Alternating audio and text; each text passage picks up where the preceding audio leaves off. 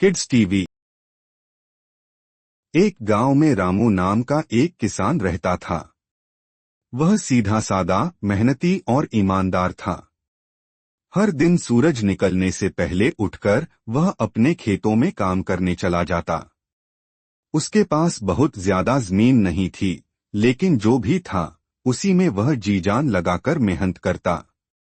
एक दिन खेत में काम करते करते रामू ने आसमान की ओर देखा और कहा, हे भगवान, मैंने पूरी जिंदगी मेहनत की, लेकिन कभी चैन से 2 रोटी नहीं खा सका।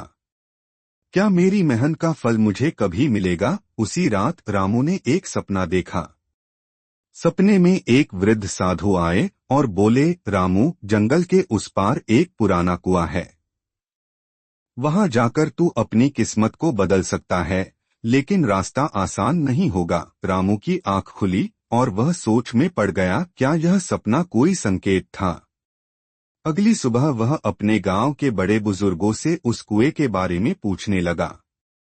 सबने उसे पागल समझा, लेकिन रामू के मन में कुछ और ही था।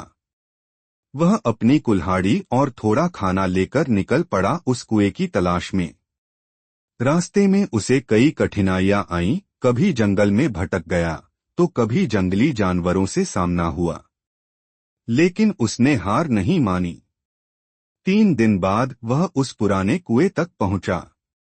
वहां उसे एक पत्थर मिला जिस पर लिखा था, जो मेहनत से नहीं डरता, किस्मत भी उसका साथ नहीं छोड़ती। कुएं के पास खुदाई करने पर रामू को एक संदूक मिला जिसमें कुछ पुराने सिक्के और एक किताब थी, खेती और मौसम के बारे में ज्ञान से भरी हुई।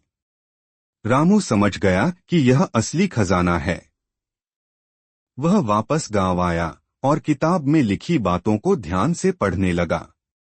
कुछ महीनों में उसने अपने खेतों में नई तकनीक और तरीकों से खेती शुरू की। उसकी फसलें अब दुगनी होने लगीं। लोग हैरान थे कि रामू की किस्मत अचानक कैसे बदल गई। लेकिन रामू जानता था, यह उसकी मेहनत, भरोसे और उस सपने का फल था।